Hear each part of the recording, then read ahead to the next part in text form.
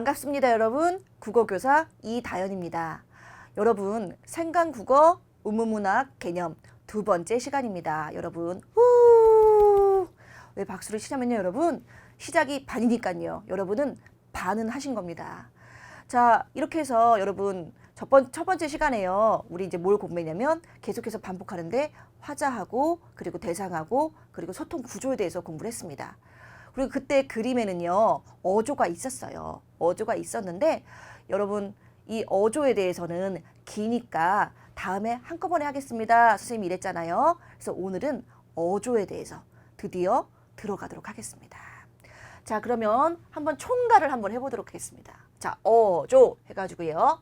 담담한 어조, 단호한 어조, 단정적 어조, 냉소적 어조. 선생님, 어조만 들어도 막 지금 뭔가 지금 막 스트레스 받는 것 같아요. 끝나지 않았습니다, 여러분. 그러면 어조를 뺄까요? 영단적, 어조를 뺄게요. 영단적, 그리고 관조적, 뭐 이렇게 있습니다, 여러분. 하나하나 뜻을 좀 알아두셔야 됩니다. 선생님 계속해서 알아두셔야 됩니다 라고 하잖아요. 알면 좋아요. 알면 여러분 문제 풀 때 모르는 말이 없습니다. 그러면 얼마나 문제가 쉬운데요, 여러분. 자, 그러면 우선 담담한 어조부터 들어가도록 하겠습니다. 담담하다는 것은 차분하고 평온하다는 뜻입니다. 여러분, 담담, 차분하고 평온합니다. 다른 사전적 의미로는 사사롭지 않고, 그러니까 사사롭다라는 건 좀 우리가 이제 자기중심적이다 이런 얘기예요. 여러분이 공과 사 할 때 사거든요. 사사롭지 않고 객관적이다 이런 뜻도 있지만 우리가 이제 사실 뭐 1번하고 2번하고 뜻이 너무 다르잖아요. 그러면 우리가 주로 이제 문학 개념어로 사용할 때는 첫 번째 의미를 많이 사용합니다. 차분하고 평온하다. 이 의미를 주로 사용하게 됩니다. 선생님, 근데 차분한지 평온한지 어떻게 알아요? 그럼 반대를 생각해 보면 돼요. 감정이 막 격렬하게 드러나 있어요. 이건 누가 봐도 차분하고 평온한 건 아니거든요, 여러분. 그러니까 감정이 격렬하게 드러나 있는지 그거를 찾아본 다음에 그게 아니다. 그게 아니면 이거는 담담한 어조가 될 확률이 높다라고 생각하시면 될 것 같아요. 전혀 감이 안 오죠. 그러니까 항상 여러분 이거를 어떻게 해야 돼요? 우리가 작품과 연계해서 보도록 하겠습니다. 이거 정말 슬프거든요. 이용학 시인의 풀벌레 소리 가득 차 있었다라는 시인데요. 한번 읽어볼게요. 우리 집도 아니고 일가집도 아닌 집, 고향은 더욱 아닌 곳에서 아버지의 침상 없는 최후의 밤은 풀벌레 소리가 가득 차 있었다. 선생님이 여기 이렇게 설명해 놓았던 것처럼 사실 여러분 생각해 보세요. 물론 사람이 다 이제 나중에 하늘나라에 가게 되죠. 죽음을 맞이하게 되는데 여기는요, 우리 집이 아니에요. 또 친척집도 아니에요. 그리고 뭐도 아니에요, 여러분. 고향은 심지어 아닙니다. 타향이에요. 근데 아버지가 돌아가시는데 아버지가 심지어 침대도 아닌 곳에서, 침상 없는 최후의 밤이라고 했으니까 침대도 없는 곳에서 돌아가신 거예요. 아무래도 길가일 확률이 높겠죠. 선생님이 좀 감정을 이입해서 생각해 봤는데 막 만약에 우리 아버지 상상하고 싶지 않지만 어쨌든 만약에 그런 상황이라면 만약에 너무 비극적일 것 같아요. 우리 아빠가 침대도 없는 타향 땅에서 돌아가셨다. 얼마나 비극적이에요. 선생님 같으면 너무 슬프다, 너무 비극적이다, 너무 비통하다, 괴롭다 막 이렇게 시를 썼을 것 같습니다. 그런데 이 시는 그렇지 않아요. 마지막에 어떻게 끝나고 있어요? 풀벌레 소리가 가득 차 있었다. 감정이 격렬하게 드러나 있지 않죠, 여러분? 그래서 이런 것들을 우리는 뭘로 볼 수 있다? 담담한 어조로 볼 수 있습니다. 그러니까 담담한 어조가 어려운 것 같았지만 작품 갖고 보니까 이해되죠, 여러분? 자, 그러면 담담한 어조에 대해서 여러분이 배웠으니까 한번 OX 판단 한번 해봅시다. 선생님이 또 좋아하는 시. 선생님은 시를 다 좋아하나요? 선생님은 시를 정말 좋아합니다, 여러분. 선생님은 흔히 말하는 이제 그 책벌레였어요. 그래서 고등학교 때 하루에 책을 막 200런 쪽 같은 거를 매일매일 읽고 막 시도 막 외우고, 지금 생각하면 그런 삶을 살았는데 지금은 사실 그렇지 않고요. 매일 이제 게임하고 드라마 보고 그런 삶을 살고 있습니다. 하지만 고등학교 때는 좀 그랬어요. 김소월의 초혼이라는 시인데 선생님도 이 시 너무 좋아합니다. 산산이 부서진 이름이여 허공 중에 헤어진 이름이여 불러도 주인 없는 이름이여 부르다가 내가 죽을 이름이여 이렇게 되어 있어요. 제목은 초혼입니다. 혼을 보내는 거예요. 그러니까 초혼에 대해서 이제 선생님이 좀 설명을 하자면 혼불이라는 옛날 소설에 잘 드러나 있는데요. 이제 누가 죽었어요. 누가 죽으면 가장 가까운 사람이 그 사람의 옷이나 이런 걸 들고 이제 지붕 위로 올라가는 거예요. 지붕 위로 올라가서 그 막 치마 같은 걸 막 흔들리면서 뭐 예를 들어서 가명으로 가나다라고 합시다. 가나다가 이제 하늘나라로 갔으면 가나다 복 하고 막 소리를 지르는 거예요. 그러면서 혼을 떠나보내주는 거예요. 이 세상에서 저 세상으로 떠나보내주는 겁니다. 그런 걸 우리가 초혼의식이라고 합니다. 이 시를 보면은 우선은 딱 눈에 띄는 게 뭐예요, 여러분? 느낌표가 다다다닥 이렇게 써 있습니다. 느낌표라는 거는 우선 기본적으로 감정을 드러내기 위한 거 아닙니까? 그렇죠? 그래서 선생님 봤을 때 이거는 절대로 담담한 어조가 될 수가 없어요. 그뿐 아니라 상황을 좀 보면요. 화자가 정말 슬퍼하는 것 같아요. 그 님이라고 하는 건 이제 사랑하는 대상을 님이라고 하죠. 님의 이름을 죽을 때까지 부릅니다. 부르다가 내가 죽을 이름이요. 지금 선생님이 좀 이 시를 해석하고 싶어서 보시면 여러분 이름이 부서졌어요. 왜? 그 대상이 하늘나라로 갔기 때문이에요. 이름이 부서졌어요. 그리고 허공 중에 헤어졌습니다. 이름이 허공 중으로 헤어졌어요. 불러도 주인이 없습니다. 그러니까 살아있는 사람이면 부르면 대답을 하잖아요. 부르면 주인이 있습니다. 살아있는 사람은. 이다연아 이러면은 이다연이라는 이름의 주인은 나예요. 주인이 있잖아요. 그런데 주인이 없습니다. 그러니까 그러면 그만둬야 되거든요. 사실 몇 번 부르다가 아 불렀는데 주인이 없구나. 이름이 부서졌나 보다. 이제 그만 불러야지 이러는데 화자는 너무너무 애통하니까 계속해서 부르는 겁니다. 내가 죽을 때까지. 얼마나 슬픔이 극한에 달했는지 아시겠죠, 여러분? 그래서 아무리 임을 불러도 님은 대답하지 않습니다. 님은 이 세상을 떠난 거죠. 아주 감정이 격렬하게 드러나 있다고 할 수 있습니다. 이런 건요, 여러분 절대로 담담한 어조라고 할 수 없습니다. 선생님이 그 풀벌레 소리 시 있죠, 여러분. 이용학 시인의 시를 바탕으로 담담한 상황을 설명했고 담담하지 않은 상황을 설명했으니까 여러분이 이제 담담한 어조 다음에는 절대로 틀리지 않을 거라고 선생님 확신합니다. 자, 두 번째예요. 단호한 어조, 단정적 어조. 단호하다라는 건 여러분이 좀 알고 있는 것 같아요. 단정적이라는 건 처음 아는 친구들도 있을 것 같습니다. 자, 단호하다라는 건요. 결심이나 태도 따위가 아주 엄격하다는 겁니다. 단호, 결심이나 태도, 입장 따위가 과단성 있고 엄격하다는 뜻이에요. 그런데 단정적이라는 건 뭐냐면요. 딱 잘라서 판단하고 결정한다는 뜻입니다. 뭔가 비슷하죠, 여러분? 뭔가 비슷하죠?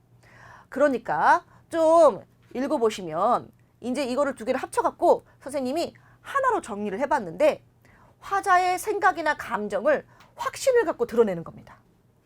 내가 막 고민해요. 내가 막 의심해요. 이런 건 절대로 단호한 어조, 단정적 어조가 될 수 없습니다. 짜장면 좋아해요? 짬뽕 좋아해요? 이러는데 선생님은 짜장면도 좋은 것 같고 짬뽕도 좋은 것 같고 아니 요새는 나는 좀 그런 거 볶음 짬뽕인가 그것도 좋은 것 같고 이러면 여러분 단정적 어조가 될 수 없어요. 고민이나 의심이 없어야 됩니다. 그렇죠? 그게 단정적이고 단호한 겁니다. 자, 시를 바탕으로 한번 해보도록 할게요. 자, 신동엽 시인의 봄은이라는 시입니다. 자, 선지는 뭐라고 나와 있냐면 단정적 어조로 낙관적 미래에 대한 화자의 확고한 믿음과 의지를 표현하고 있다라고 돼 있어요. 우선 선지를 전번에 두 개로 나눠서 하는 거 공부했죠.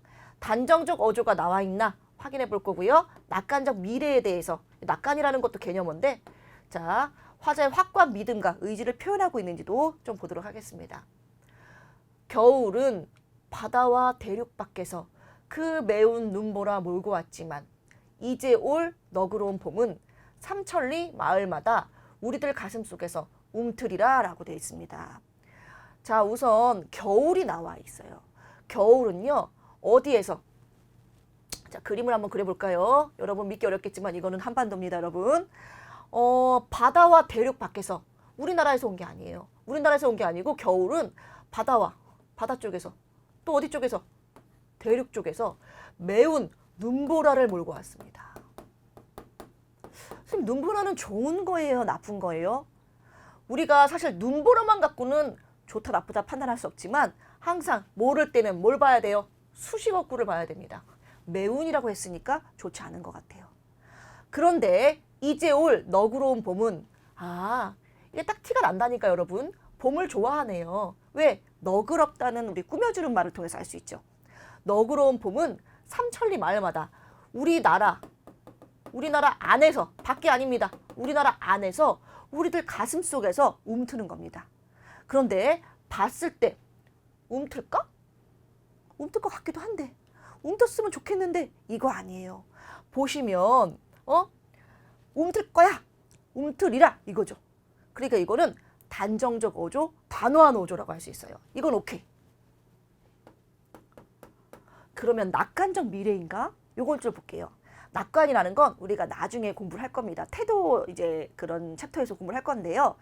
그런 낙관적이라는 건 앞으로 긍정적인 상황이 올 거다라는 얘기입니다. 예를 들어서 나는 지금은 불행하지만 앞으로 행복해질 거야. 이건 낙관입니다. 나는 행복한데 이상하게 이 행복이 오래 갈 것 같지 않아. 나는 이상하게 행복할 때 불안하더라. 행복하면 왠지 행복이 조만간 끝날 것 같고 더 불안해. 이거는 비관이에요. 앞으로 좋지 않은 미래가 올 거라고 생각하는 거거든요. 이건 비관입니다. 그러니까 여러분, 요거는 지금은 겨울입니다. 지금? 지금이라고 할 수도 있고 과거라고 할 수도 있겠네요. 자, 겨울이었는데 앞으로 올 봄은 우리들 가슴속에서 움틀 거라고 했으니까, 움틀이라라고 했으니까 낙관적 미래라고 할 수 있습니다. 자, 고민이나 의심, 망설임 없이 확실하게 자신의 판단을 드러내고 있죠, 여러분. 그래서 낙관적 미래에 대해서 단정적 어조, 단호한 어조로 드러내고 있다고 할 수가 있습니다. 자, 그러면 이제는 여러분 괄호 넣기를 한번 해보도록 합시다. 자, 이육사 시인의 교목입니다. 자, 푸른 하늘에 닿을 듯이 세월에 불타고 우뚝 남아서 차라리 봄도 꽃피지 마라. 원래 말한데 여러분, 이건 말하라니까 여러분 그냥 말합니다 원래는. 그렇지만 시라는 거는 그 시인의 어떤 고유의 영역을 우리가 인정을 해줘야 되니까요. 이제 말하라. 읽을 땐 말하라라고 읽을게요.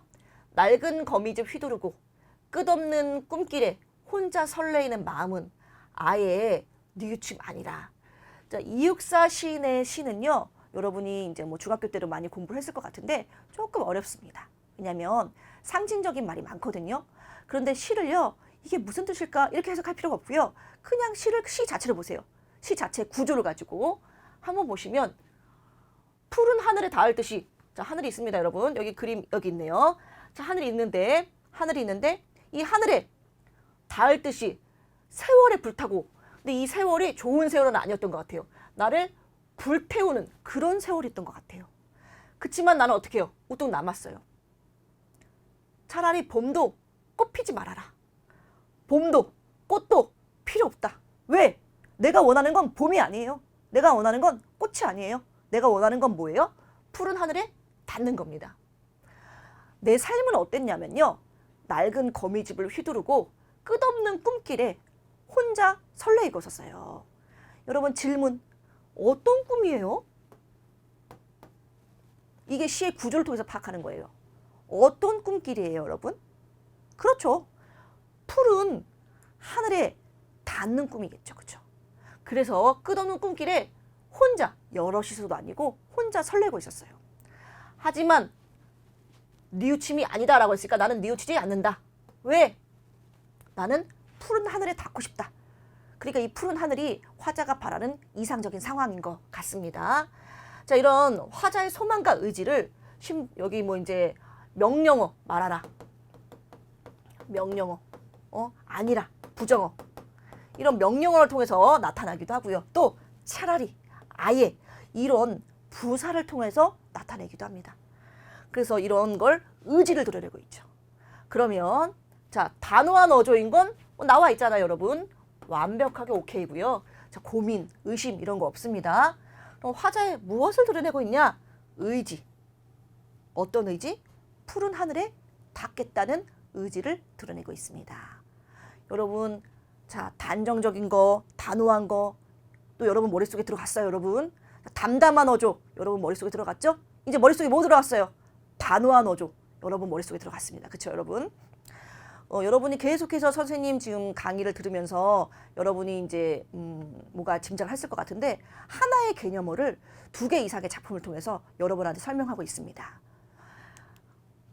자, 이제는 세 번째입니다. 세 번째는 냉소적 어조입니다. 냉수가 아닙니다, 여러분.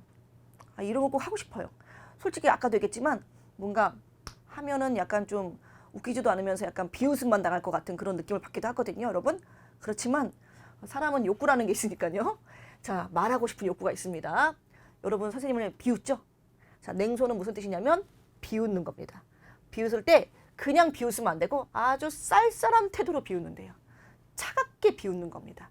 그런 걸 우리가 냉소라고 합니다. 여러분 비웃으려면요.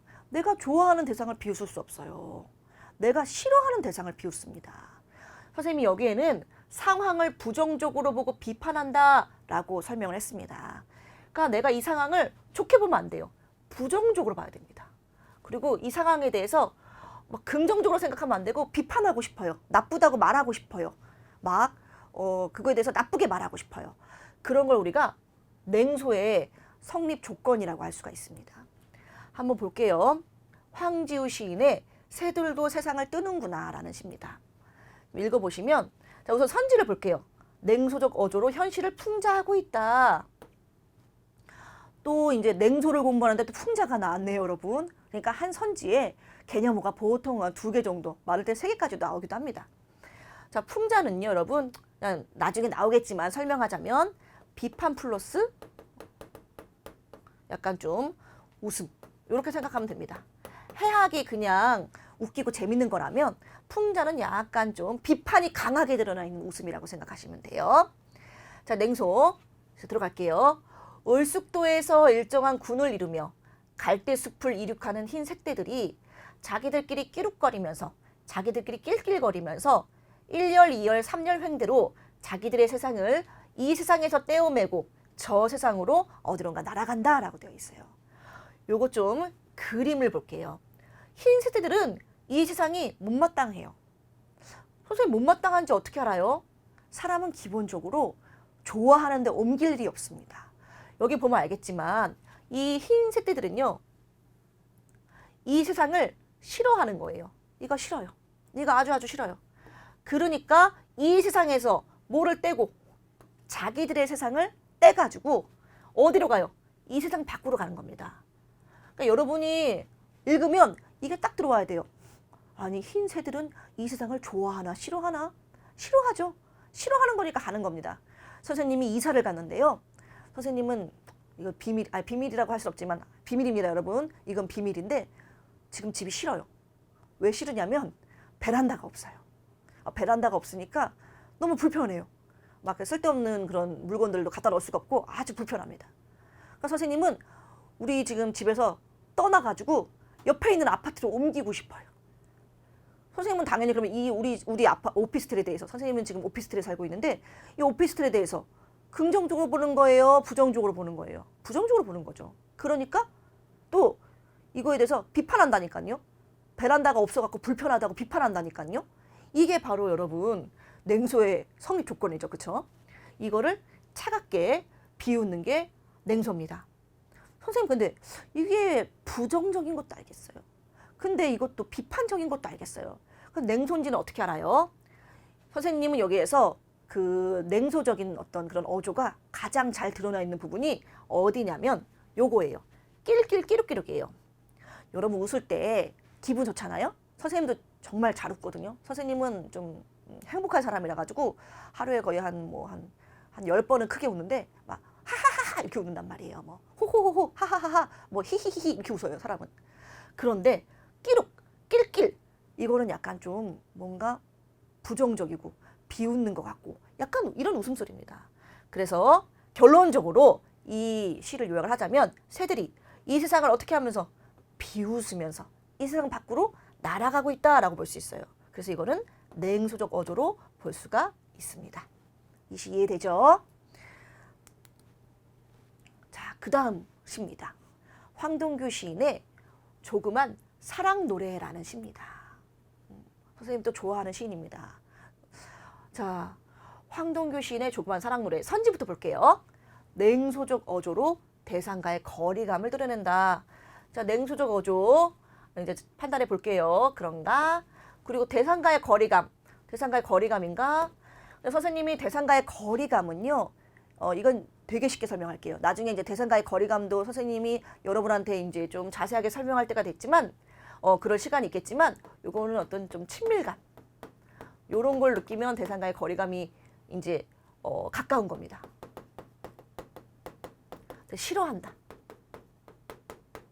이러면 이제 대상과의 거리가 멀다라고 할 수 있습니다. 좀 더 복잡하게 설명해야 되는데 아주 심플하게 설명하면 이렇습니다. 자, 시를 한번 읽어볼게요. 사랑한다, 사랑한다. 추위 환한 저녁 하늘에 찬찬히 깨어진 그림들이 보인다. 성긴 눈이 날린다. 땅 어디에 내려앉지 못하고 눈 뜨고 떨며 한없이 떠다니는 몇 송이 눈.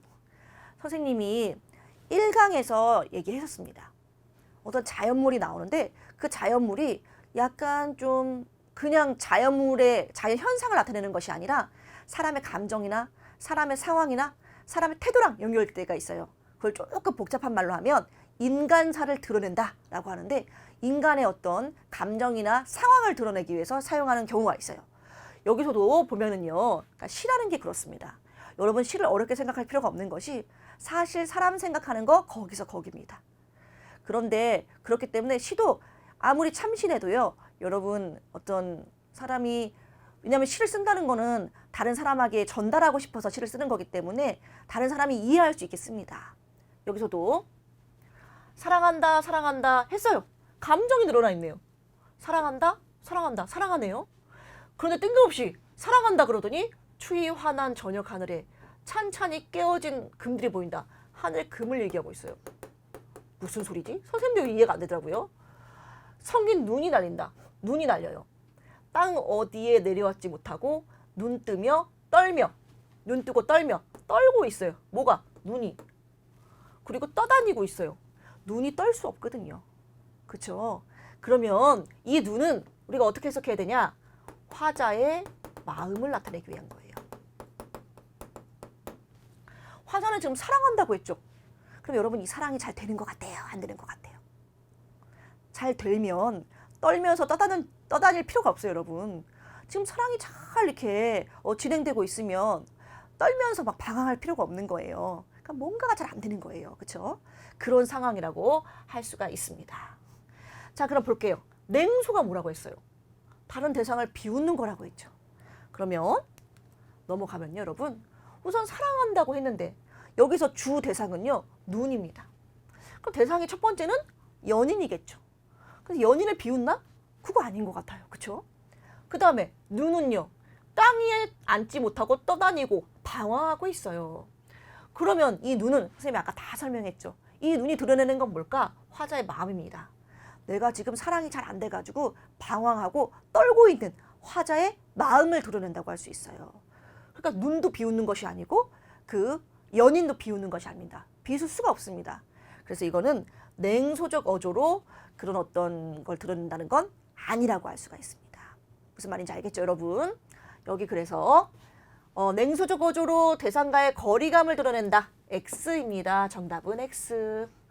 자, 냉소적 어조 공부했습니다. 우리 많이 공부했어요. 뭘 공부했냐면 우리가 담담한 어조도 했고요. 단호한 어조도 했고 냉소적 어조도 했습니다. 자, 그러면 네 번째는 뭘까요? 이 네 번째가 중요합니다, 여러분. 이거 중요한데 영탕적 어조가 흔히 말하는 여러분 빈출이라는 말이 있어요. 빈출, 자주 출제된다. 자주 등장한다. 이런 말이에요. 그래서 냉소적 어조. 영탄적 어조입니다. 죄송합니다, 여러분. 영탄적 어조. 아주 잘 드러납니다. 아주 잘 출제되는 그런 거기 때문에 그런데 여러분이 영탄적 어조가 뭔지를 잘 몰라요. 영탄적 어조는 그냥 감탄하는 겁니다. 이렇게 하면 여러분이 선생님 이게 시가 감탄인지 아닌지도 알 수가 없는데 제가 영탄적 어조를 어떻게 판단해야 하나요? 이런 질문을 선생님이 정말 많이 들었어요. 선생님은 정확한 걸 좋아하기 때문에 그렇다면 영탄적 어조가 성립되는 조건이 뭐냐? 아까 냉소적 어조는 뭐라 했어요? 우리 하나하나 보면은 담담한 어조는 감정이 격렬하게 드러나면 안 된다. 단호한 어조는요. 선생님 뭐라 했어요? 고민이나 의심이 있으면 안 된다. 그 다음 세 번째, 냉소적 어조는요. 상황을 부정적으로 보고 비판하고 있어야 된다. 그러면서 비웃어야지. 영탄적 어조는요. 여러분 이제 선생님이 한 3가지 정도 봤습니다. 첫 번째, 감탄사를 사용해야 됩니다. 감탄사가 있으면 영탄적 어조입니다. 감탄사, 아, 오, 뭐 이런 게 감탄사죠. 두 번째, 영탄형 종결어미, 감탄형 종결어미를 사용하는 겁니다. 감탄형 종결어미는요, 여러분, 뭐뭐하는 도다, 뭐뭐하는 구나, 뭐 이런 게 감탄형 종결어미입니다. 자, 그리고 넓게 포함시킨 거긴 한데요. 마지막으로 의문형 어미를 사용하여서 감정을 나타낼 수도 있는데 이것도 영탄적 어조로 인정이 됩니다.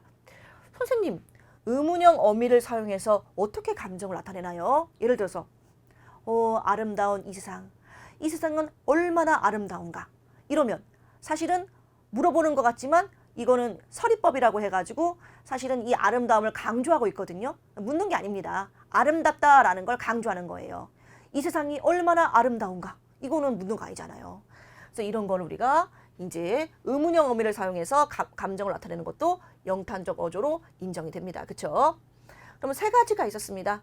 자, 첫 번째 뭡니까? 감탄사가 직접적으로 드러내는 경우. 두 번째, 감탄형 종결 어미를 사용하는 경우. 세 번째, 의문형을 사용해서 감정을 드러내는 경우, 감탄을 나타내는 경우. 이게 영탄법의 영탄적 어조의 조건이라고 할 수가 있습니다. 그렇죠? 자, 그리고 영탄적 어조는요. 감정이 잘 드러나야 됩니다. 영탄이라는 건 당연히 뭐예요, 여러분? 감정이 드러나는 겁니다. 그렇죠? 감정이 잘 드러나지 않으면 막 담담한 어조고 감정을 절제하고 이러면 영탄적 어조가 성립될 수가 없습니다. 그건 당연한 얘기겠죠, 여러분. 생각해 보면. 자, 그러면 요걸 한번 보겠습니다. 이형기의 낙화라는 건데요. 가야 할 때가 언제인가를 분명히 알고 가는 이의 뒷모습은 얼마나 아름다운가 이렇게 돼 있어요. 요게 2013년도 수능 A형이네요. 자, 그러면 이제 선생님이 너무너무 지금 성취감이 드는데 아까 독백 배웠죠? 영탄도 있네요. 하나하나 좀 판단을 좀 해봅시다. 우선은 영탄이 있는가? 우선 감탄사는 없고 감탄형 종결어미도 없는데 이게 뭐예요, 여러분? 이거 의문형을 사용해서 3번째 유형이네요. 의문형을 사용해서 우리가 이제 그 감정을 드러내는 경우입니다. 그래서 영탄이라고 할 수 있고요. 그 다음에 독백인가?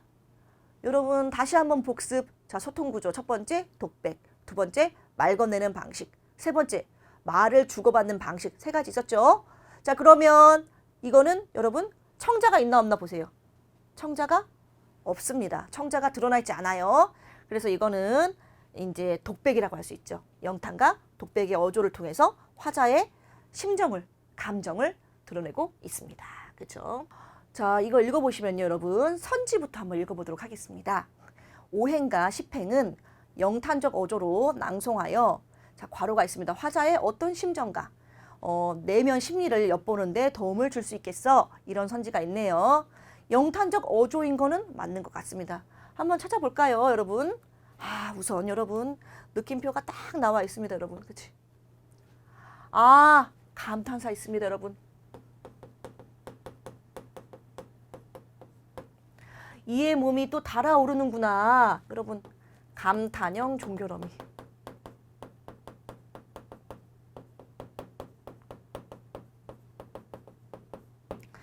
가쁜 숨결을 드내쉬나니 박나비처럼 가녀린 머리 주사 찍은 자리에 입술을 붙이고 나는 중얼거리다. 나는 중얼거리다. 부끄러운 줄을 모르는 다신교도와 같이, 다신교도는 여러 신을 믿는 그런 종교입니다. 이 애가 애자지게 보채는구나. 이렇게 돼 있어요. 우선은 이제 영탄적 어조인 거는 잘 드러나 있다고 볼 수 있고요. 그러면 어떤 심정일까? 자, 우리 그림 보면서 한번 보도록 할게요, 여러분.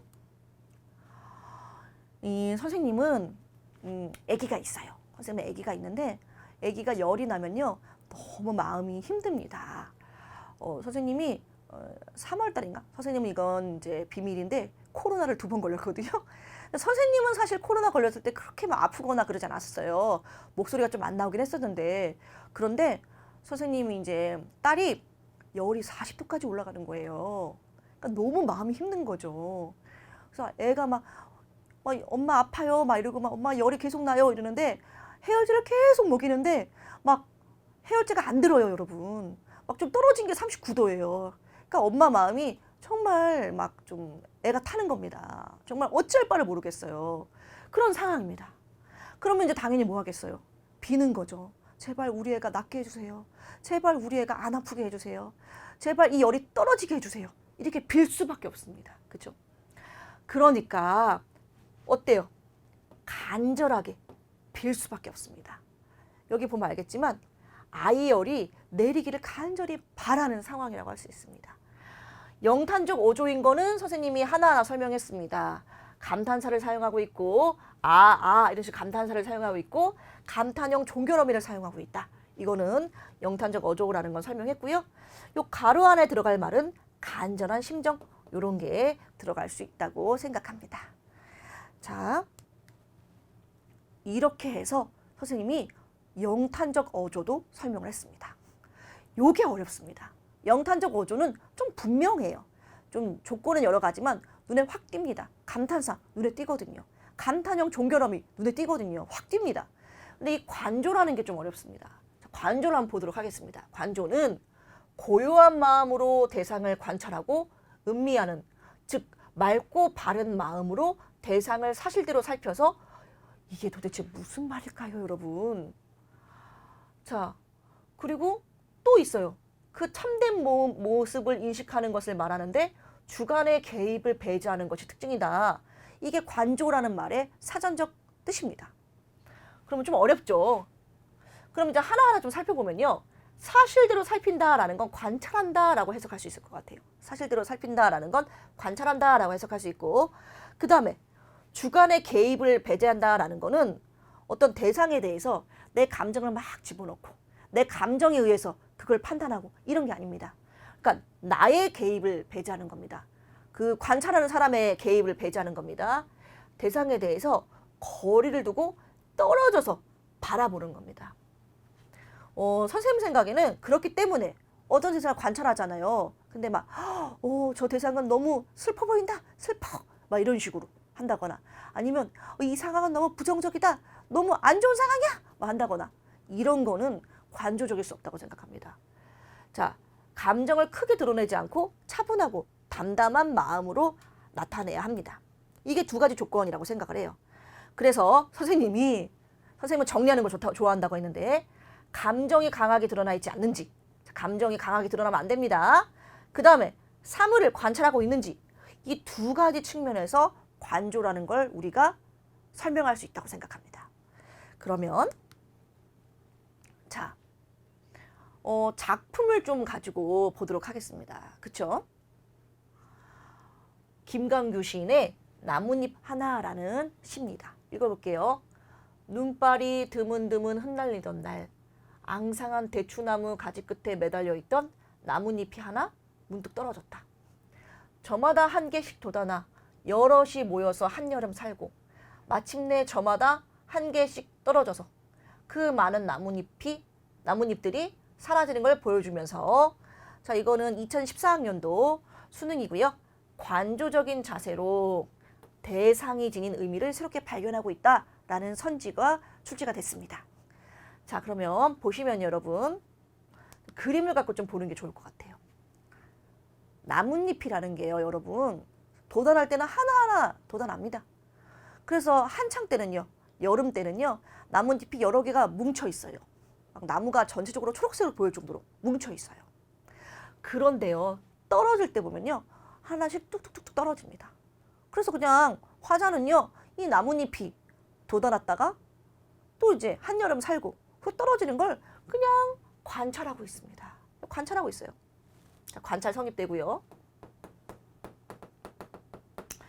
그 다음에 감정이 막 엄청나게 격렬하게 드러나 있지 않죠? 감정도 이렇게 격렬하게 드러나 있지 않는 것 같아요. 선생님 생각에는 관조적인 게 성립이 됩니다. 그렇죠? 차분하고 담담하게 무언가를 관찰하고 있습니다. 그렇죠? 드러내고 있습니다. 이거는 관조적이라고 할 수가 있죠. 근데 선생님, 자, 앞으로 좀 넘어갈게요. 앞으로 넘어가면 대상이 지닌 의미를 새롭게 발견한다는 건 뭘까요? 이게 뭘까? 여러분, 선생님이 오늘 좀 계속해서 2강에서 설명하고 있는 겁니다. 이 자연물이 나왔을 때, 자연 현상이 나왔을 때, 아까 우리 눈 기억나죠, 여러분? 사랑한다, 사랑한다 한 다음에 갑자기 눈이 나왔잖아요. 그래서 이러한 것들이 이 눈은 인간의 감정을 나타내는데, 인간사를 나타내는데 사용되고 있다라고 설명했어요. 여기서도 나뭇잎 얘기를 하는 것 같지만 사실 나뭇잎 얘기를 하는 게 아닙니다. 선생님도 가끔 생각하는 건데 인간의 삶이라는 게 태어날 때는 다 각자 태어납니다. 그러다가 어울려서 살죠. 열심히 어울려서 삽니다. 사랑하기도 하고 미워하기도 하고 좋은 관계를 맺기도 하고 이별하기도 하고 그래서 아주 재밌게 살아갑니다. 그러다가 이 세상을 떠날 때가 되면 각자 먼저 태어났다고 해가지고 먼저 이제 하늘나라로 간다는 법도 없고요. 먼저 태어난 사람이 나중에 오래오래 살기도 하고 나중에 태어난 사람이 먼저 하늘나라로 가기도 하고요. 인간의 삶과 같구나라는 얘기입니다. 이것이 모아 인간의 삶과 같구나. 이 나뭇잎이 마치 모아 같구나. 인간사를 드러내는 데 사용됐구나. 그래서 이 나뭇잎을 가지고 사람의 삶과 죽음에 대해서 얘기했기 때문에 대상이 지닌 의미를 새롭게 발견하고 있다라고 볼 수가 있을 것 같습니다. 자, 그러면 요런 걸 하나만 더 볼까요, 여러분? 자, 김소월 시인의 산유화입니다. 자, 김소월 시인의 산유화인데 아까는 나뭇잎인데 이제는 꽃이에요, 여러분. 산에는 선생님이 이제 수업을 하면서 좀 선생님은 수업을 상당히 재밌어하는 사람 중에 하나거든요. 그래갖고 조금씩 텐션이 올라가고 있습니다. 자, 산에는 꽃이 피네. 갈봄 여름 없이 꽃이 피네. 시적 대상은 꽃이에요, 여러분. 산에 피는 꽃은 저만치 혼자서 피어있네. 산에서 우는 작은 새여 꽃이 좋아 산에서 사노라네. 산에는 꽃이 지네. 꽃이 지네. 갈봄 여름 없이 꽃이 지네. 이런 시입니다. 관조적 어조로. 자, 요건 오케이란 얘기예요, 여러분. 관조 성립되나 봅시다. 우선은 감정이 격렬하게 드러나 있지 않고요. 그 다음에 이 꽃과 새에 대해서 관찰을 하고 있네요, 여러분. 그래, 관조는 맞는 것 같고요. 그러면 이거 대상 관찰인가? 대상을 관찰하고 있다, 뭐 지켜보고 있다, 이런 단어가 나와야 될 것 같아요. 한번 보겠습니다. 자, 우선 관조적 어조가 성립되기 위한 두 가지 조건. 첫 번째, 감정을 크게 드러내지 않는다. 두 번째, 관찰한다. 여러분 머릿속에 쏙쏙 들어가야 됩니다. 감정을 크게 드러내지 않는다. 관찰한다. 화자의 감정은 크게 드러나 있지 않고요. 그 다음에 뭐랑? 산 있죠, 여러분? 꽃이랑 그 다음에 새를 관찰하고 있습니다. 그렇죠? 따라서 관조적 어조가 성립이 되고요. 관조적 어조가 성립된다는 것은 대상을 관찰하고 있다는 뜻입니다, 사실. 그래서 요 괄호 안에 들어갈 말은 당연히 관찰이 될 것 같습니다. 이 그림이 너무 재밌네요, 여러분. 사람이 이렇게 보고 있어요. 새도 보고 꽃도 보고 산도 보고 있네요. 자, 이렇게 해서 여러분 선생님이랑 어조에 대해서 공부를 했습니다. 그런데 이제 오늘이 2강이었는데 1강부터 이어지는 것들 우리가 다시 한번 정리할 수 있어요. 교재에도요. 요 교재 부분이거든요. 이 정리할 수 있는 부분이 다 나와 있습니다. 자, 우선 화자부터 보겠습니다. 자, 화자는 시 속에서 이야기하는 사람입니다. 다른 말로 서정적 자아라고 하기도 하고요. 화자가 시 표면에 드러나는 경우도 있고 드러나 있지 않는 경우도 있습니다. 그래서 그걸 어떻게 하냐면 나나 우리나 내와 같은 표지로 화자를 쉽게 찾을 수 있다라고 선생님 설명했습니다. 시적 대상은요. 시의 중심 소재가 되는 사물이나 현상이었고요. 시적 대상을 줄여서 대상이라고 하기도 하고 또 가끔 선지에서 구체적 대상이라는 표현으로 사용되기도 합니다. 청자는요, 화자의 말을 듣는 사람입니다. 자, 그래서 이 청자와 화자의 관계를 바탕으로 청자가 나타나 있지 않는다 하면은 독백체. 청자는 나타나 있지만 청자의 대답이 없다. 청자가 말을 안 한다. 그럼 뭐예요? 말을 건네는 방식이에요. 그 다음에 화자가 둘이거나 혹은 청자가 짧게라도 대답을 한다. 이러면 어떻게 볼 수 있어요, 여러분? 말을 주고받는 방식이고 우리가 평가원에서는 대화체 혹은 대화 형식이라는 말을 많이 사용한다고 선생님 설명했습니다. 자, 어조 보겠습니다. 오늘 어조 열심히 했죠. 담담한 어조, 감정을 절제하는 거. 그 다음에 단호한 어조, 단정적 어조. 화자의 생각이나 감정을 확신을 가지고 나타낸다. 저 뭐 있으면 안 된다고 했어요. 고민은 노노 있으면 안 됩니다. 의심도 노노. 의심도 있으면 안 된다고 했어요. 냉소적 어조는요. 자, 차갑게 비웃는 겁니다. 이 냉소적 어조가 성립을 하려면 자, 이 부정적 상황이 부정적이라고 생각해야 되고요. 거기다가 그거를 비판하고 있어야 됩니다. 자, 그게 뭐다? 냉소적 어조라고 했습니다. 그 다음 네 번째 영탄적 어조입니다. 영탄적 어조는 선생님이 세 가지로 설명을 했어요. 첫 번째, 감탄사 드러나 있으면 무조건 영탄적 어조. 그 다음 두 번째, 감탄형 종결어미 뭐뭐하는구나, 뭐뭐하는 도다, 뭐뭐한 누나 뭐 비슷한 거 다 감탄형 종결어미 나타나 있으면 우리가 영탄적 어조라고 했고요. 그 다음에 이 마지막 케이스가 제일 많이 나온다고 했는데 의문형 어미를 사용해서 감정을 드러내는 경우, 서리법 같은 경우에 이런 경우가 이제 영탄적 어조라고 했습니다, 여러분. 그 다음에 관조적 어조는요, 대상을 바라보면서 차분하고 담담하게 표현했다라고 했는데 좀 요약을 하자면 이것도 담담하게 감정을 절제하면서 플러스 뭐가 있어야 된다? 대상을 관찰해야 돼요. 우리가 나뭇잎 하나 공부했고요. 그 다음에 이제 산유화 공부했었죠. 거기서도 꽃이라든가 산이라든가 아니면 나뭇잎 이런 거를 관찰하는 모습이 드러나 있었습니다, 여러분. 관조적 어조 어렵지 않습니다, 여러분. 자, 그러면 여러분 우리가 지금까지 개념어에 대해서 공부를 많이 했잖아요. 그럼 이거를 우리가 적용을 해야 됩니다. 적용을 안 하면 의미가 없어요, 여러분. 조금 어려운 거 한번 가져왔는데 한번 풀어보세요, 여러분. 교재에는 선생님이 좀 문제를 좀 많이 실어놨어요. 그런데 지금은 한 문제 정도 하나 가져왔습니다. 우선은 이제 선지부터 한번 볼게요. 선지가 뭐가 있냐면 자, 가는 인위적이고 가식적인 것에 대한 비판의식을 담고 있다. 자, 인위적인 거 있는지 한번 볼게요. 가식적인 거 있는지 볼게요. 그리고 비판하고 있는지 보겠습니다. 2번, 나는 일상생활에서 시의 발상을 얻고 있다. 일상생활이 시적 대상인지 한번 보겠습니다. 3번, 가는 나와 달리 연을 구분하여서 시상의 흐름을 조절하고 있다. 연 구분이 있는지 보겠습니다. 4번, 나는 가와 달리 시적 화자가 표면에 드러나 있다. 아, 이거 1강에서 공부한 거다. 그죠? 시적 화자가 표면에 드러나 있는지 보도록 하겠습니다. 가와 나는 모두 환상의 세계, 우리가 판타지라고 하죠, 여러분. 환상의 세계에 대한 동경의식. 동경은 여러분 이제 뭔가를 바라고 소망하고 이런 겁니다, 여러분. 그런 게 나타나 있는지 한번 보도록 하겠습니다. 자, 그러면 우리 첫 번째 시부터 보죠. 제목이 새입니다. 새에 대한 시네요. 시적 대상이 새라고 할 수 있습니다. 그냥 쭉 읽으세요, 여러분. 우선 새에 대한 시구나라는 거를 마음속에 두시고 읽어나가면 됩니다.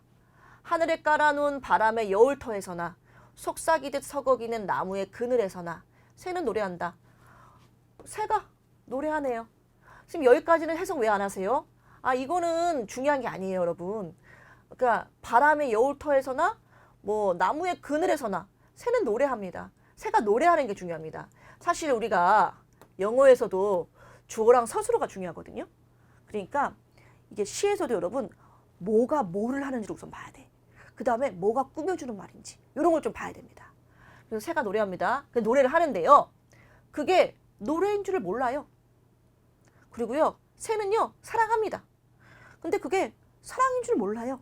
그리고 두 놈이 부리를 서로의 쭉지에 파묻고 따스한 체온을 나누어 가집니다. 그러니까 꼭 말을 해야지 사랑이 아니거든요, 여러분. 이렇게 따스한 체온을 나눠 가지면 그게 사랑 아니겠습니까?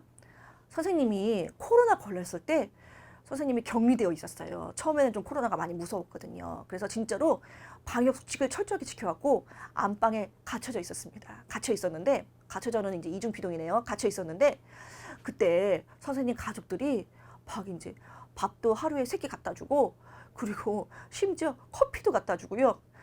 또 과자도 갖다 주고요. 또 편지도 써줬어요. 그래서 너무 웃겼는데 편지를 써가지고 선생님 딸이 이렇게 편지에다가 엄마 얼른 나 뭘 써가지고 이렇게 그 문 밖으로 이렇게 문 밑으로 이렇게 넣어준 거예요. 들어올 수는 없으니까. 여기에 사랑이란 말은 없었거든요. 하지만 이렇게 먹을 것도 하루 3끼 챙겨주고, 선생님 원래 2끼 먹는데 그래서 3끼를 먹어서 막 살이 쪘다니까요. 그래서 3끼 갖다 주고 또 편지도 써주고, 이런 걸 통해서 사랑이란 단어가 없어도 그게 사랑인 겁니다, 여러분. 그러니까 새는요, 사랑이란 단어 모릅니다. 노래가 뭔지 몰라요. 하지만 새는 노래하고 사랑합니다. 새는요, 울어가지고 뜻을 만들지 않습니다.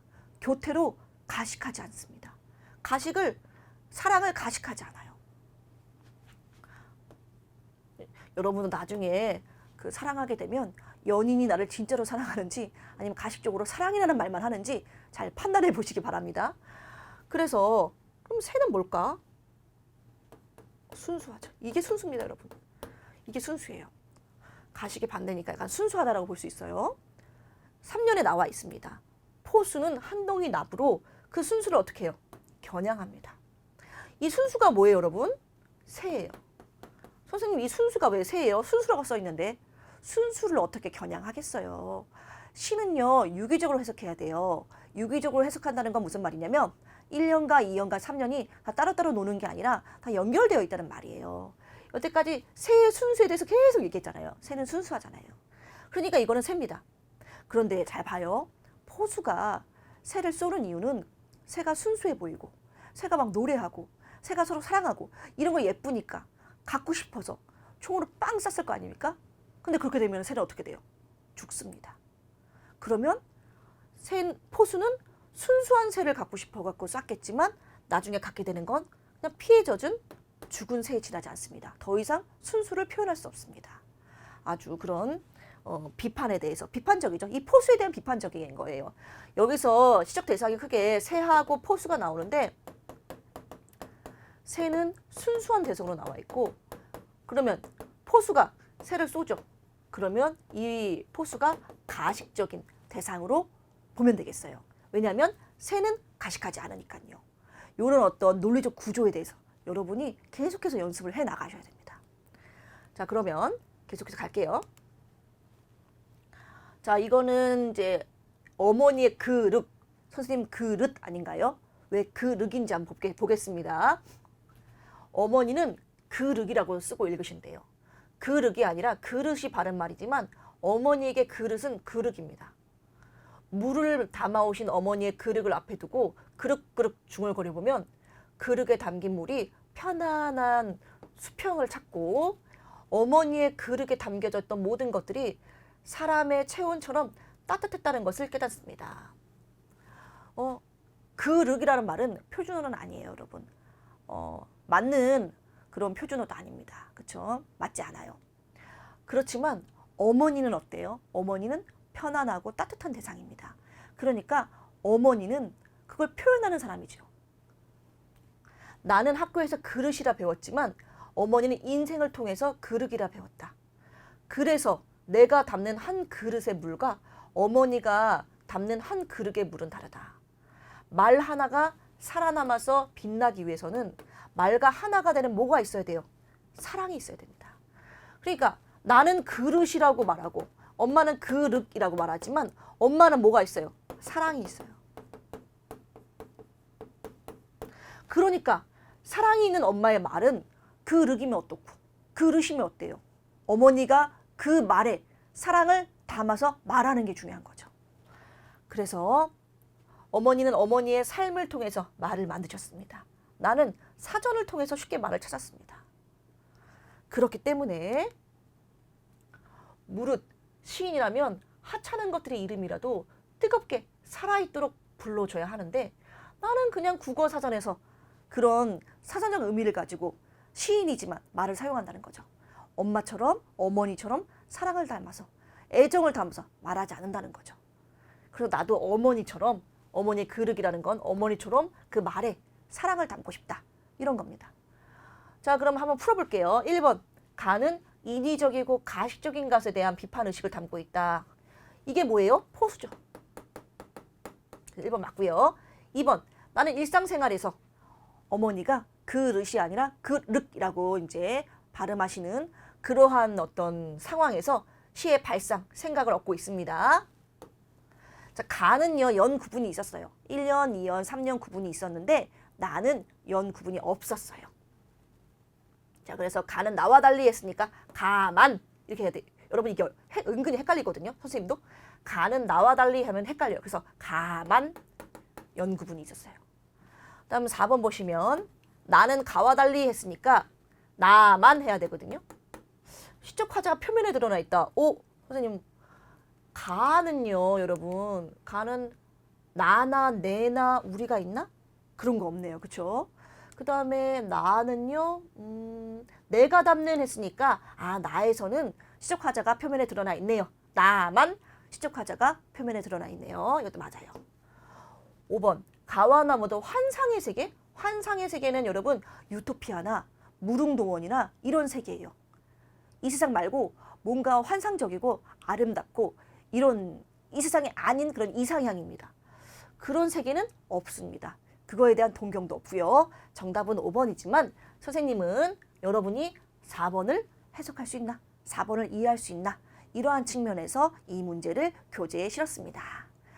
자, 여러분 이렇게 해서요. 여러분과 선생님이 2강을 같이 또 공부를 했습니다.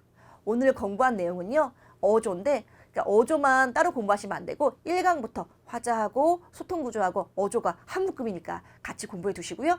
그리고 교재에 있는 나머지 문제들 열심히 풀어서 우리 같이 공부한 내용 여러분 머릿속에 완벽하게 장착하시길 바랍니다. 자, 수고 많으셨고요. 우리는 3강에서 만나도록 하겠습니다. 안녕.